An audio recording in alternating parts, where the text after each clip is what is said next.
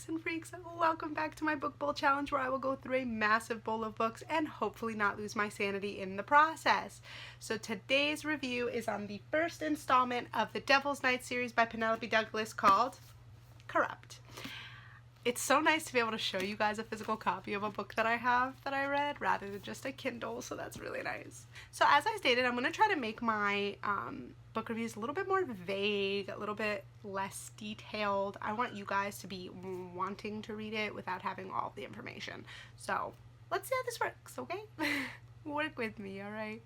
When four boys rule a school and seemingly their lives without a care in the world or any sort of consequences for their actions, they tend to make some enemies. They tend to feel like they're untouchable.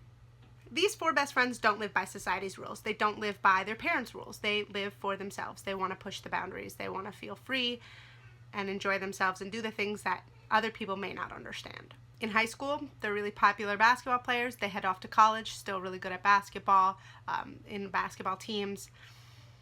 But they come home one Devil's Night to boost basketball teams' morale in the school and to wreak some havoc, because every Devil's Night they wreak some havoc. They call themselves the Horsemen, and on Devil's Night they don on these masks that they have. Each of them has their own special mask. They take a very special phone that they use to record their shenanigans, and they wreak some havoc. Michael, Damon, Kai, and Will. Those are the four horsemen. Each have their own issues, their own anger, their own desires to let loose and do what they want to feel the rush. And while every book in the series will go through each of the characters and their issues and their love interests, this book specifically follows Michael and Erica Fane, who is nicknamed Rika.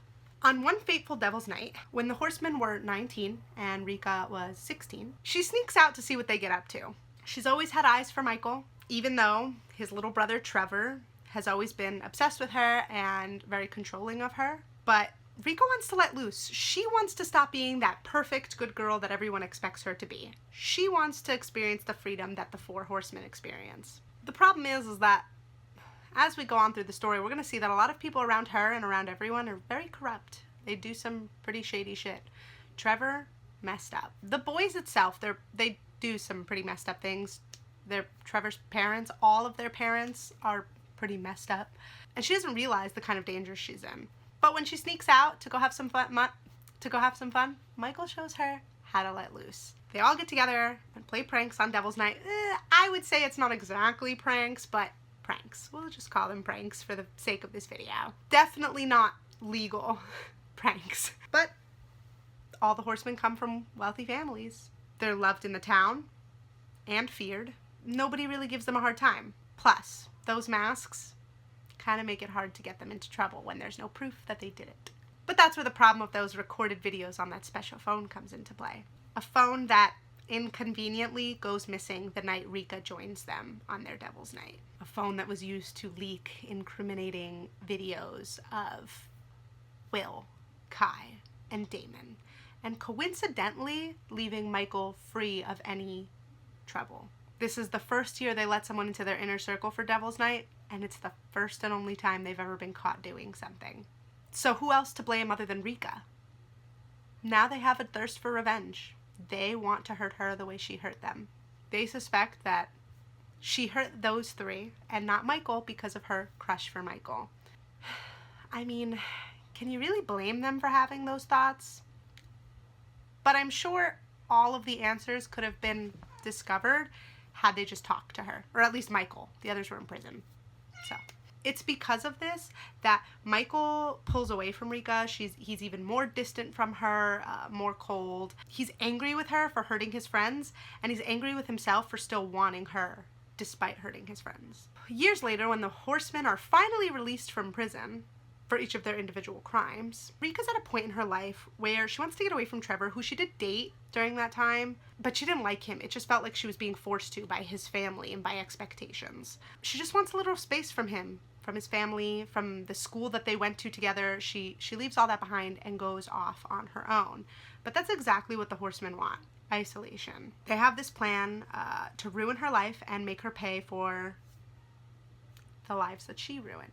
We see them torment her and do a lot of things that hurt her, things that she didn't even know that they did too. They did that as well, just to kind of make her life miserable. They want to hurt not just her, but her future as a way to show them the error of her ways for ruining their futures. But as time goes on, questions begin to arise. Why are they so hell-bent on making her life miserable? She has no idea why they're so angry with her. And they don't really understand why she's so confused about their anger. They think she's just trying to play coy and play dumb, but she's genuinely confused. Why are they so angry with her?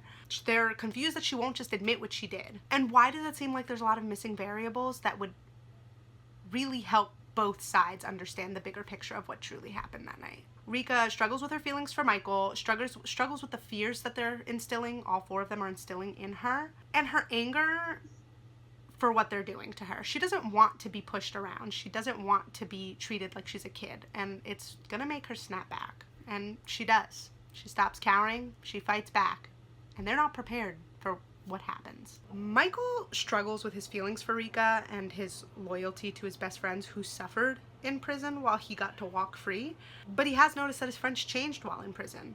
He isn't sure he can stop them from releasing the anger that they're holding within. When it comes down to it, will he choose his best friends or what his heart wants? And how can he find a way to have both? When the truth finally becomes clear, Rika's put in danger, as well as Michael's friends, and he has to struggle to find a way to save them all, to be able to have both his family and the girl he wants. He needs to stop the threat facing them by any means necessary, and he is willing to do it by any means necessary.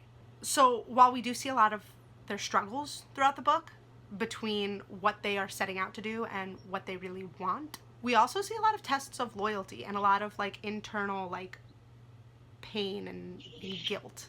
And in the middle of it all, they're both also dealing with Michael's corrupt father who's in the background being an absolute piece of shit. I have to say, I wasn't completely sure how I felt about the book originally, or at least in the beginning. I think it had a great plot, an amazing plot. I do hate a lot of the things that happened to Rika, and I kind of hated how Michael handled it and how he apologized or didn't apologize after the situation. But I am happy they were able to work through their problems, because I do really think that they're good for each other when they're not at each other's throats. I'm not saying that the book is bad. I don't think the book is bad at all. But there was just a point in the beginning of the book where it just felt slow to get through. Not because, again, it was bad, but more there's just so much information that you don't know, but also so much information that you're getting, but it doesn't connect, and it takes a little bit. And that point where you're just trying to figure out everything that's being thrown at you, it does take a little longer to get through. After a certain point, though, you feel like you have enough information, and it just starts speeding through, and before you know it, you're done with the book. So I felt like it was just overwhelming in the beginning. Not that mad about it. Again, still really good. Worth getting through to get to that beautiful, beautiful climax of information. I was glad to see the pieces fall into place, and I was really happy with the way it all kind of turned out. And also seeing their thoughts and their struggles really helped enjoy it as well, and the spice was also really good. I'd say my favorite part of the book is a steam room scene where it gets very steamy. I won't go into details, because if you decide to read this, you're gonna want to be surprised reading it. What I will say is there's a moment that is steamy, and it leads to Michael allowing himself to admit things he did not admit previously. Overall, I like the book. I suggest you read it if you're into dark romances, a little bit of a bully, enemies to lovers kind of thing. And if you're willing to get through a little bit of a slow lull to push through that to read the rest of it and find out all the information and kind of get that exciting ending, I would say it's worth reading. Other than that, though, that is all I have to say about this book. I do love it. As of recording this, I did record this once prior, and it was a lot. I didn't like the way it came out, because I think I gave too much information. I just didn't want to do that. I really want to try to pull away from that. So as of recording this, I have read the next 3 books in the series. There are 2 more books, so yeah, I can tell you I like where it's going. I can't wait to tell you those books, but as of right now, that is all I have for today. Like the video, comment your thoughts, especially if you've read the book. I want to hear what you have to say about it. Subscribe to my channel if you haven't already, and hit that notification bell to be informed every time I post a new video. I'll see you guys in the next one. Bye.